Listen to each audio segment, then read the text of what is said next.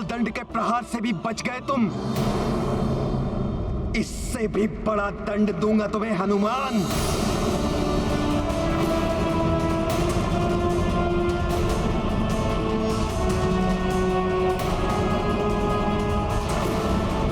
यदि अब भी अपनी भलाई चाहते हो तो अभी भी लौट जाओ हनुमान।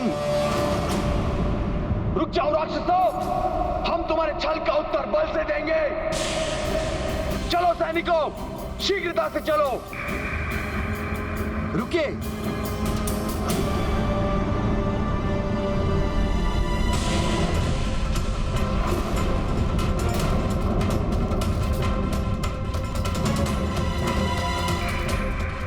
पर्वत की उस चोटी तक पहुंचने के लिए हमें यहां से सीधा चढ़ना होगा।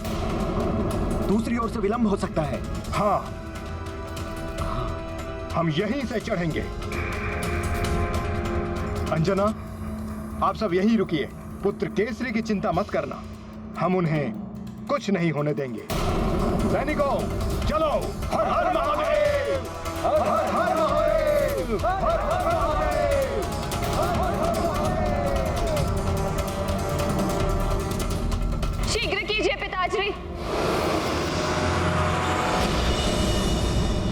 प्रणाम परमपिता।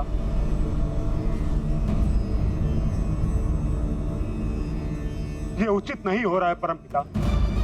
कालदेव अपने अनुचित कृत्य को उचित सिद्ध करने के प्रयास में न्याय और अन्याय के भेद को भी भुला बैठे। वो मेरे कार्यों में हस्तक्षेप कर रहे हैं। मुझसे विचार विमर्श किए बिना ही उन्होंने हनुमान के पिता महाराज केसरी को अन्यायपूर्वक दंडित किया, और अब प्रतीत होता है कि वो हनुमान को भी दंडित करने वाले। कालदेव को त्रिदेवों ने असीम शक्तियों और अधिकार देकर उचित नहीं किया। वे अपने अहम की तुष्टि के लिए नियमों का उल्लंघन कर रहे हैं। शनिदेव, दीपक की ज्योति अंधकार को दूर करने के लिए होती है, किंतु यही ज्योति जब भड़कने लगती है तो उस दीपक के विनाश का भी कारण बन जाती है। परमपिता, विनाश नहीं महाविनाश के लक्षण दिखाई दे रहे हैं मुझे।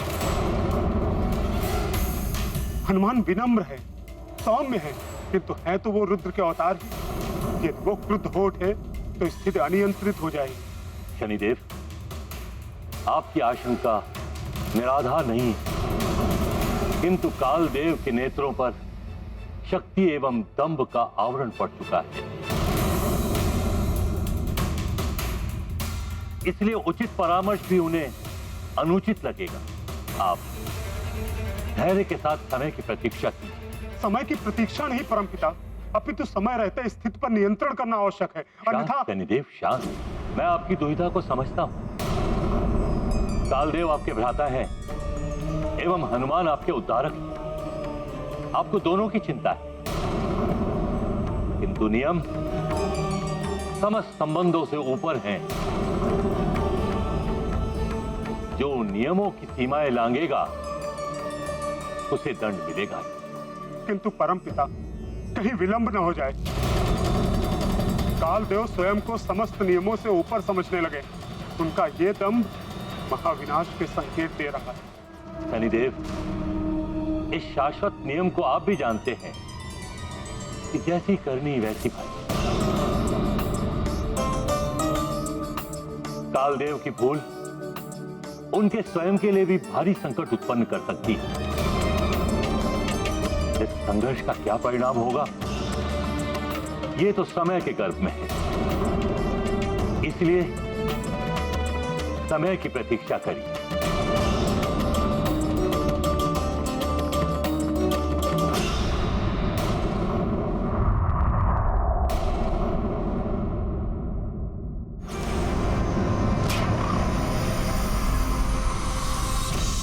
हे ब्रह्मदेव, जगत पालक विष्णुदेव, महादेव शिव शंकर, त्रिदेवों की महाशक्तियां,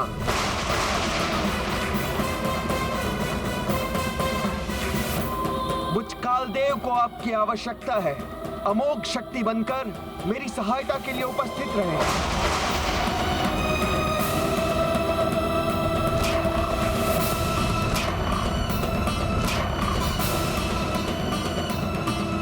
क्या अनर्थ कर रहे हैं कालदेव?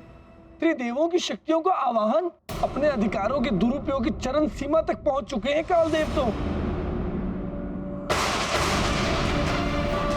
कालदेव अपनी मर्यादा तोड़ रहे हैं और हमारी ही शक्ति से हनुमान का अंत करना चाह रहे हैं। आपकी चिंता उचित है महादेव, किंतु असीमित अधिकार तो हमने ही कालदेव को दिया है। कालदेव का पद सौंपते समय बताइए, ऐसी परिस्थिति में क्या किया जाए? किंतु देवों, हम कर ही क्या सकते हैं? अपने दिए हुए वचन से हम विवश हैं। सुनिश्चित शक्तियाँ हमें देनी ही पड़ेंगी। हे महाब्रह्मदेव, अपनी पराशक्ति दे।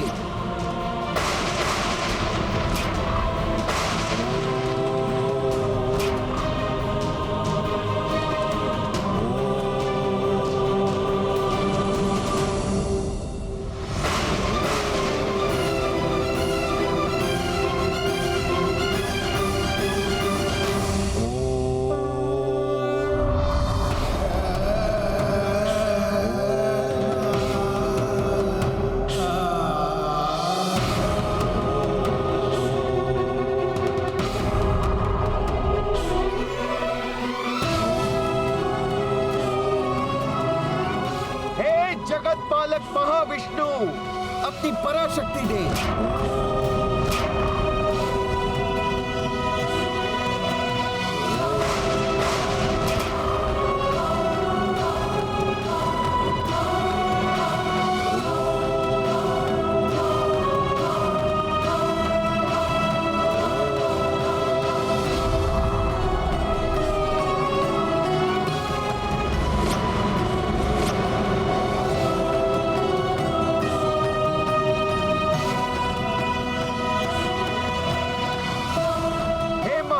शिव शंकर, अपनी पराशक्ति दे।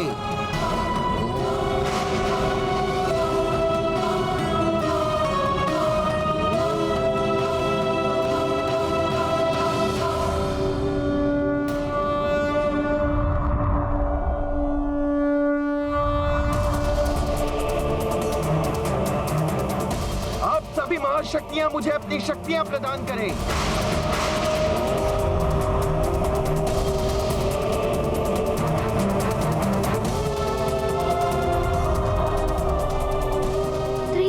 की पवित्र शक्तियाँ।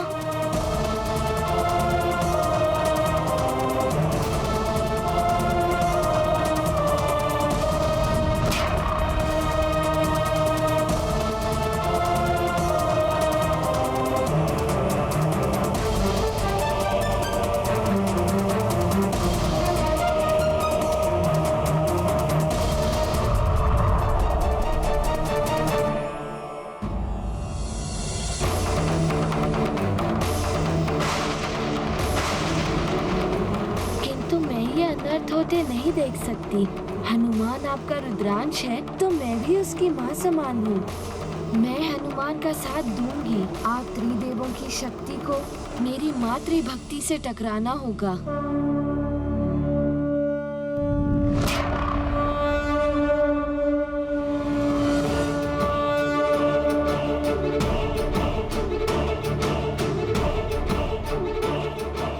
आप विधान से बंधे हुए हैं, किंतु मैं अपनी शक्ति से रक्षा करूंगी हनुमान की। हनुमान का कोई अहित नहीं होने दूंगी मैं। आप विधान से बंधे हुए हैं, किंतु मैं अपनी शक्ति से रक्षा करूंगी हनुमान की। हनुमान का कोई अहित नहीं होने दूंगी मैं।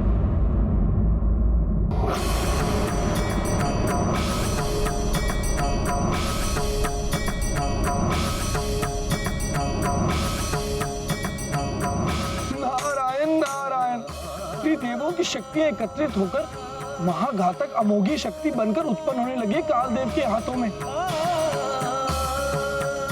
इस महाशक्ति के प्रयोग का अधिकार तो मात्र कालदेव को ही है और इस महाशक्ति के प्रयोग से तो देवों का भी अंत किया जा सकता है।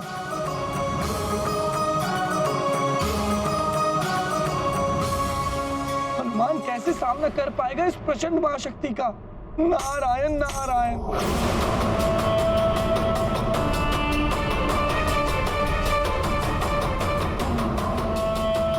कालदेव के अभिमान ने उन्हें अंधा बना दिया है। एक बालक पर त्रिदेवों की शक्ति का प्रयोग। नारायण नारायण। ये अनर्थकारी है, देवताओं के लिए और संपूर्ण सृष्टि के लिए भी।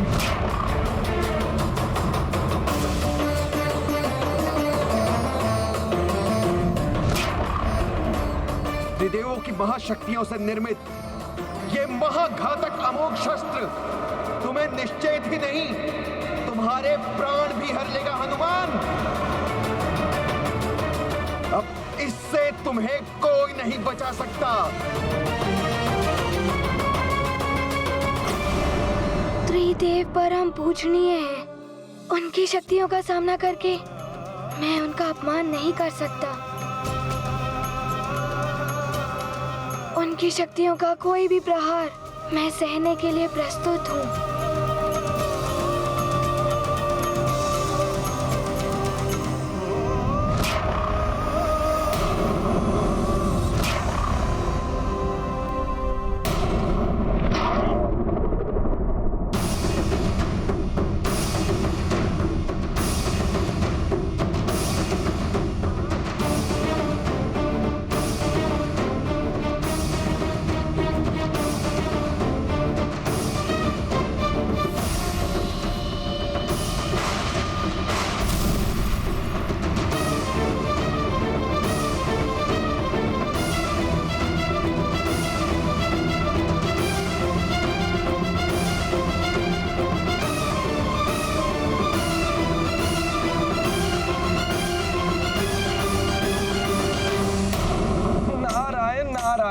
ये अमोधी शक्ति तो हनुमान की देह से पंचभूत तत्व क्षिति, जल, पावक, गगन और समीर को खींचकर हनुमान की देह को निस्तेज बना रही है।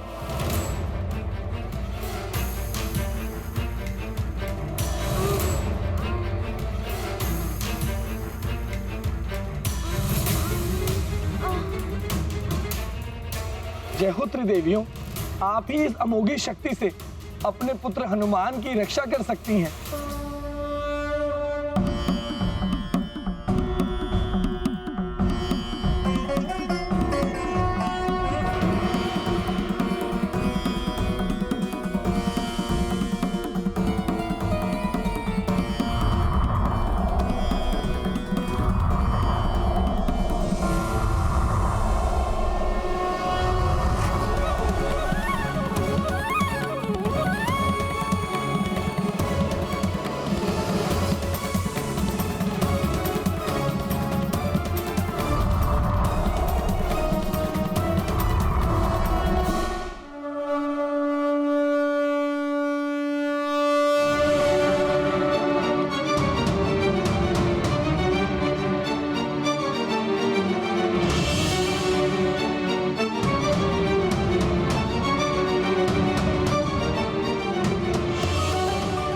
देवियों, जिस प्रकार माता अपनी संतान की रक्षा अपनी कुक्षी में करती है, उसी प्रकार आप देवियों ने अपनी शक्ति से दिव्य कुक्षी का निर्माण कर दिया है हनुमान की रक्षा के लिए।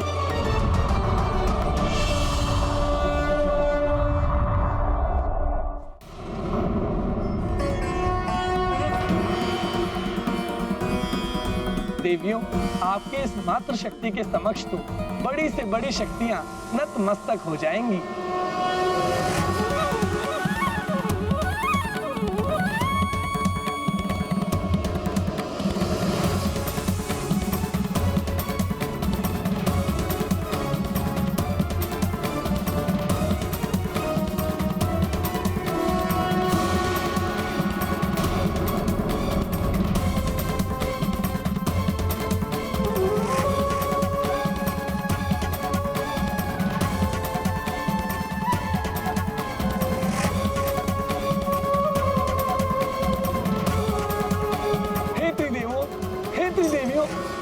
इस अनर्थ को रोकिए।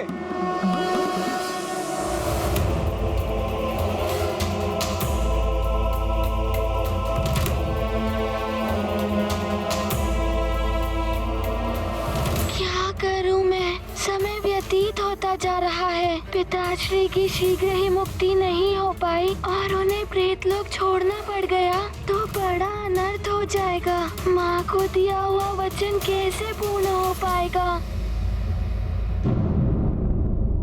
प्रेतराज, सुमेरु के महाराज केसरी की आत्मा का प्रेत लोक में रहने का समय पूर्ण हो चुका है।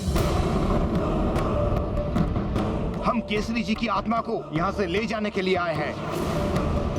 केसरी जी, अब आपको यहाँ से जाना होगा। किंतु अभी तो केसरी जी, आपके पूर्व कर्मों के अनुसार आपको किसी भी अन्य योनि में जन्म लेना पड़ सकता है और आपको किसी अन्य लोक में भी भेजा जा सकता है।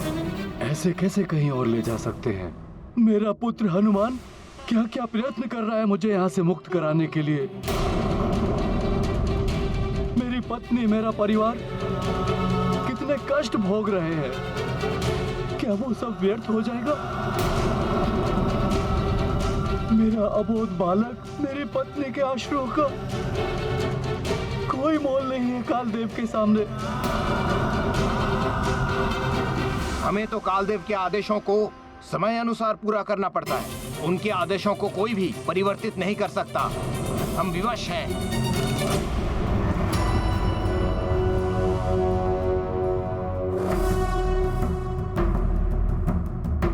तो त्रिदेवों की महाशक्ति को त्रिदेवियों की शक्ति से निर्मित मातृ कुक्षी ने रोक रखा है, किंतु ऐसा मैं अधिक समय तक नहीं होने दूंगा। हे त्रिदेवों की महाशक्तियां मेरे देह में समाहित हो जाएं।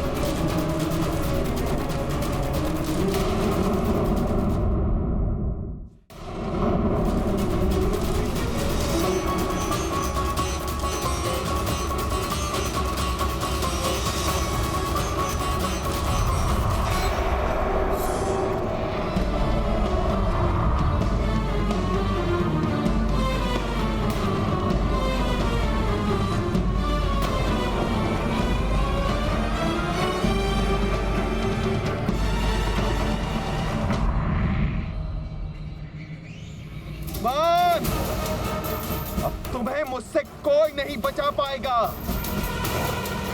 शीघ्र ही तुम्हें मैं अपने पांव के नीचे कुचल दूंगा।